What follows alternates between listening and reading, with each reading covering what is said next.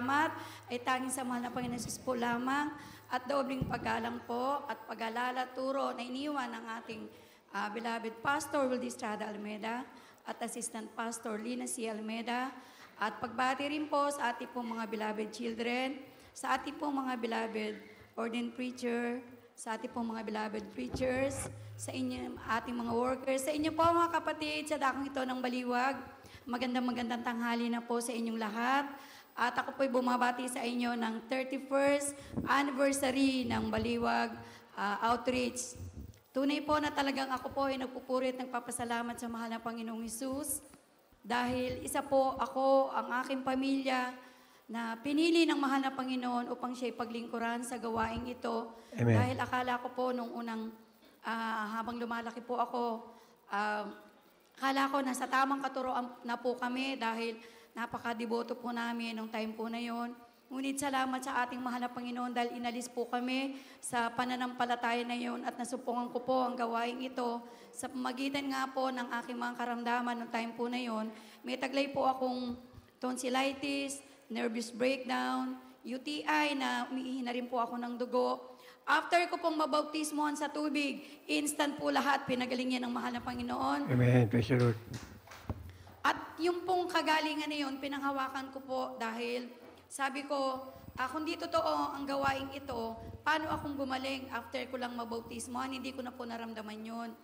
At patuloy po akong dumalo, naglingkod. Bagamat malayo po ang dinadaluhan po namin ng time po na yun, amoranto pa po talaga kami. Sakripisyo po yung pagdalo pero hindi ko po yung tinignan. Nagpatuloy po ako. At tunay po na talagang po yung nagsumama sa mahal na Panginoon. Sa mga naririnig kong patotoo, talagang nagkaroon po ako ng pananampalataya. At tunay po, mga minamahal, talagang idinalangin ko po ang aking mamahal sa buhay na makasama ko nga po sila sa paglilingkod. At salamat sa mahal na Panginoon, tinugon po yan ng mahal na Panginoon. 1 year pa lang po ako naglilingkod. Ang aking mahal na ina, isang umaga, inatake po yan ng kanyang high blood. Naputukan po ng ugat, naitakbo po yan sa dako ng Manila. Ang findings po doon, kailangan biyakin ora mismo ang kanyang ulo dahil kailangan matanggal yung dugo na namuo sa kanyang utak. Ngunit alam nyo, talagang nangusap ang mahal na Panginoon. After ko pong mag-overnight, natatandaan ko po yun, overnight, diretso po ako ng UST. Nangusap ang mahal na Panginoon nung pong overnight na yon. Ilabas ko ang aking mahal na ina sa hospital. Alam nyo, talagang para pong nag-ano pa po ako dahil hindi sila saved. Sabi ko, paano kung ilalabas ang aking mahal na ina? Kritikal ang kanyang kondisyon. Ngunit tinay po talagang binigyan ako ng katapangan ng mahal na Panginoon. Pagdating ko po ng hospital, kinausap ko po ang aking mahal na ama, ang aking buong pamilya, mga kapatid ko. Sabi ko, patutunayan ko sa inyo sa araw na ito na totoong Diyos ang natagpuan ko sa Jesus Miracle Crusade. Ilalabas si nanay, dadali natin sa banal na gawain. Sabado po iyon. Kaya nag-waiver po kami, bagamat nagalit ang doktor dahil critical po ang aking mahal na ina.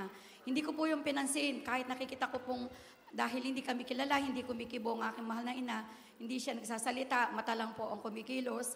Talagang by faith, inilabas ko po yan sa hospital. Sabado, inuwi pa po ng Pampanga. Pagkalinggo, balik po kami ng Amoranto. Tunay po talagang hindi ko po malilimutan ang ginawang himala na yun ng mahal na Panginoon.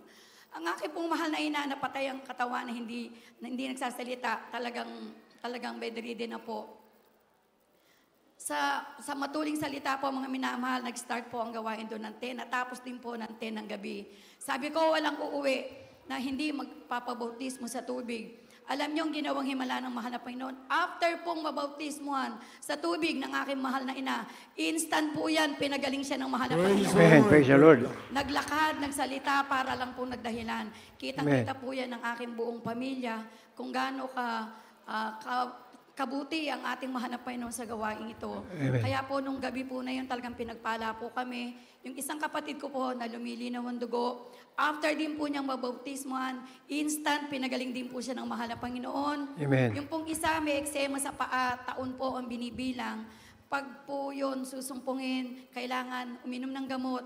Ngunit after din po niyang mabautismuhan sa tubig, instant din po yan pinagaling siya ng mahal na Panginoon. Amen. Praise the Lord.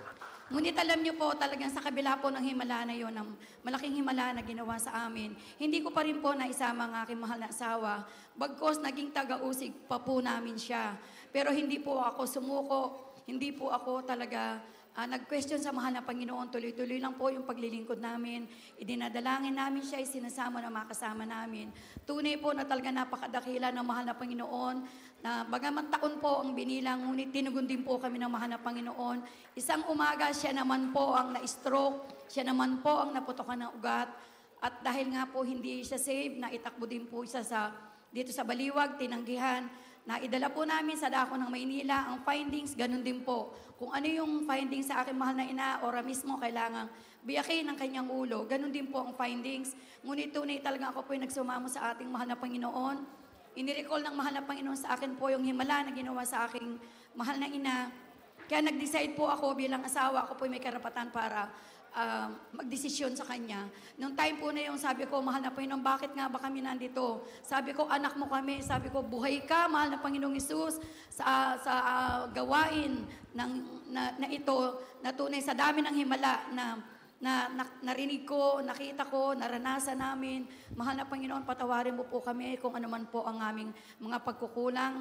Nag-decide po ako na ilabas siya ng hospital. Meron na pong gawain sa dakong ito. At tunay po, 1994 po, nag-start ang gawain dito noon. Alam niyo ang minamahal, pagdating po namin dito, sabi ko, magpabautismo ka sa tubig. Pagsisihan mo lahat ng iyong mga kasalanan, isuko mo ang buhay mo sa ating mahal na Panginoon. Alam niyo, after po talaga niyang mabautismohan sa tubig, gradual healing po ang pinagkalob sa kanya ng ating mahal na Panginoong Hesus. Pinasasalamatan ko po yan dahil may layunin po pala sa amin nung time po na yon ang ating mahal na Panginoon. At nung pong ang mga weeks na po kaming dumadalo, kasama ko siya, naka-wheelchair, hindi pa rin po siya totally healed, naka-wheelchair, pero talagang sakripisyo ang aming pagdalo. At kinausap nga po ako ng nangunguna dito na magkaroon ng Bible study sa aming tahanan. At tunay po na talagang napakadakila ng mahal na Panginoon. Ginamit po ang aking beloved husband. Nagkaroon po ng gawain bakit nagkaroon ng gawain sa dako ng Candaba? Yung po yung start, araw po ng Sabado, alam niyo po ang ginawa ng mahal na Panginoon. Tuwing Sabado po yun, nilalabas ko, naka-wheelchair, hindi po nagsasalita, hindi po yan nakakalakad.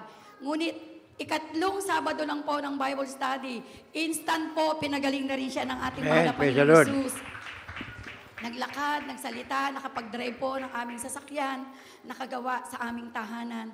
Talaga napakadakila po ng ating mahal na Panginoong Hesus. Tunay po na talagang hindi ko malilimutan ang mga himala na yan na ginawa sa aming buhay. Talagang sa gawain ito, triple blessing ang makakamta natin sa ating mahal na Panginoon. At tunay na talagang pinatunayan din ng mahal na Panginoon yung pong pagbibigay ay susi talaga yan ng pagpapala. Sinubok ako ng ating mahal na Panginoon one time. Bumalik po yung tonsil ko na alam kong pinagaling ako. Pero bumalik, nilagnat ako. Dumalo po ako, Santa Barbara po kami noon. Dumalo po ako, sabi ko, mahal na Panginoon, alam ko pagagalingin mo ako. Dumalo po ako kahit masamang-masama yung pakiramdam ko, nilalagnat. Nung nando na po kami, nasa gawain, nasa na po ng pagbibigay, may nagsasabi na magbigay ako.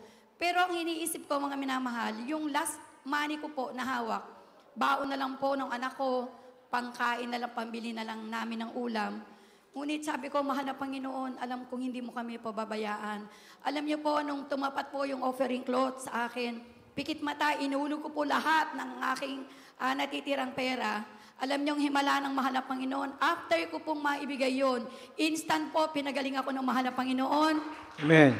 Pagdating ko po ng aming tahanan na inaalala ko na wala kaming kakainin, alam niyo po, pagdating ko po doon, napakarami pong pagkain na aking dinatnan, na yung iniisip ko, na inaalala ko na wala na kaming kakainin, pambili, pero talagang pinalitan pa po, doble-doble pa po ang ibinigay ng mahal na Panginoon. Amen. Kaya maraming salamat sa mahal na Panginoong Hesus, sa mga himala na patuloy po niya pinagkakalob sa amin. Ang akin din pong mahal na anak nakaranas ng aksidente. Nasagi po yan na rumaragas ang jeep. Ngunit sa kahabagan ng ating mahal na Panginoon, yung side mirror po ng jeep nasira, ngunit ang ulo po ng aking mahanak na tumama, ni gasgas ni galos, wala po. Pinag-ingatan po talaga siya ng ating mahal na Panginoong Hesus. Amen. Pinupuri ko din po at pinasasalamatan ng ating mahal na Panginoong Hesus sa mga biyaya na patuloy po niyang pinagkakalob sa amin, sa mga araw-araw na aming pangangailangan. Tunay po na talagang kailanman hindi po kami pinagkulang ng ating mahal na Panginoon. Amen. Sa patuloy po niyang paggamit sa amin bilang mga awit, hindi man po karapat-dapat. Ang aking anak, mga apo, tunay po na talagang andyan po ang kahabagan ng mahal na Panginoon. Nang samot na langin ko po ay kami po'y panghawakan ng mahal na Panginoong Hesus hanggang sa kanyang muling pagbabalik na kami po ay mainit na patuloy maglingkod sa ating mahal na Panginoong Hesus. Sa lahat po ng mga kagalingan, naranasan po namin sa mga nagdaang panahon, nakaranas po kami ng mga karamdaman din po na nararanasan ng mga taong nasa salibutan. Tunay po na talagang sa pagpupuri, pananalangin, pagsisisi, pagtatapat sa pagsunod sa kalooban ng mahal na Panginoon. Tunay po na talagang pinagagaling po kami ng ating mahal na Panginoong Hesus. Amen. Kaya Praise the pinupuri ko po at pinasasalamatan ng mahal na Panginoong Hesus sa lahat po ng pag-iingat po niya sa amin sa araw-araw, sa lahat po ng mga biyaya, pinagkakalob po niya sa aking mga mahal na anak. Andyan po ang mga pagpapala. Tunay po na talagang labis ko po yung pinasasalamatan. Kaya hanggang dito na lang po ang lahat ng papuri at pasasalamat ay tanging sa mahal na Panginoon po lamang.